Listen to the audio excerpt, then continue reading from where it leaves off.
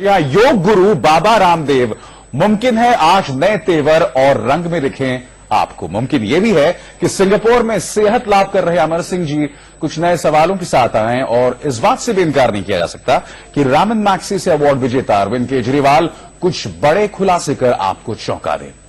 नमस्कार, मैं हूं अभिसार शर्मा और जिन लोगों का जिक्र हम कर रहे हैं वो इसलिए कि आपकी और हमारी सबसे बड़ी बीमारी के खिलाफ देश में आवाज बुलंद होने लगी है।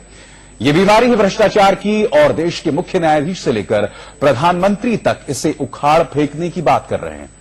अब सवाल यह है कि क्या ये इतना आसान है या फिर इसे जानबूझकर मुश्किल बना दिया गया है।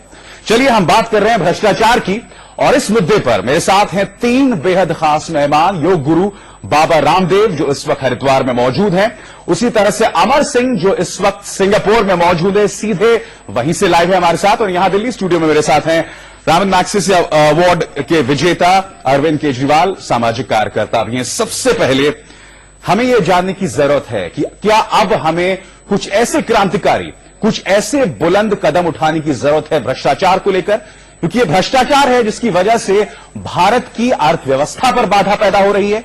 भारत उस स्थिति तक नहीं पहुंच पा रहा है जहां तक वो पहुंच सकता है। क्या यह जरूरत आ गई है कि अब भ्रष्टाचार को ट्रीजन या देशद्रोह जैसे मामले से जोड़कर देखा जाए? सीधे रुख करना चाहेंगे योग गुरु बाबा रामदेव का, जो इन मुद्दों पर अक्सर अपनी राय रखते हैं।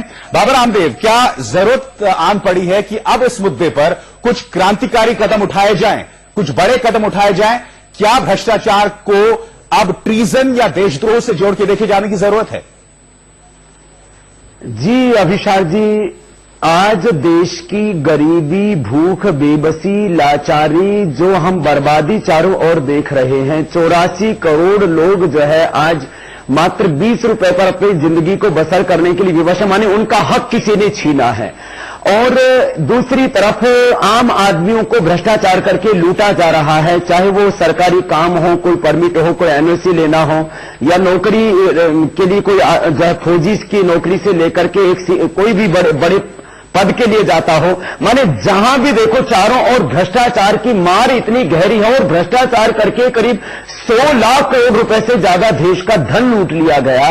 देश के माननीय प्रधानमंत्री जी से लेकर के माननीय राष्ट्रपति जी से लेकर के मुख्य न्यायाधीश तक ने इस भ्रष्टाचार के ऊपर अब प्रश्न चिन्ह तो लगा दिए हैं, लेकिन मात्र प्रश्न चिन्ह लगाने से बात नहीं बनेगी। अब इस समस्या का समाधान करना पड़ेगा और सच में इसको देशद्रोह की श्रेणी में रखना ही पड़ेगा और इसके ऊपर मृत्यु दंड जैसा सख्त कानून बनाना ही पड़ेगा।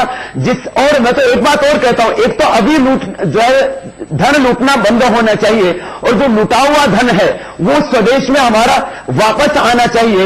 ये सरकारों की मैं समझता हूं कि सर्वोच्च प्राथमिकता होनी चाहिए, या उनका एक मौलिक या उनका एक संवैधानिक दायित्व है कि जो भी भ्रष्टाचार करके धन लूटा गया चाहे वो देश में या विदेश में, उसको लाना चाहिए और सच में जिनका हक है उस धन के ऊपर उनको वो धन मिलना चाहिए अथवा वो देश के विकास में धन लगना चाहिए।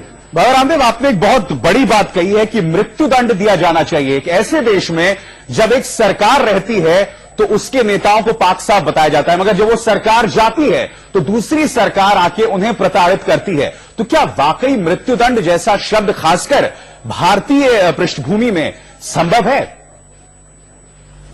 क्यों नहीं अभिसार जी, इसका और क्या समाधान? आखिर मैंने स्वयं माननीय प्रधानमंत्री जी से मिलकर के इस बात को कहा और कांग्रेस महासचिव भाई श्री राहुल जी से भी इस बात को मैंने कहा आप सब इस बात को एक स्वर से स्वीकार कर रहे हैं कि भ्रष्टाचार जो है देश की सबसे बड़ी समस्या, विकास में सबसे बड़ी बाधा है। तो फिर इस भ्रष्टाचार को समाप्त करने के लिए छोटे मोटे कानून तो अभी भी बने हुए हैं ना।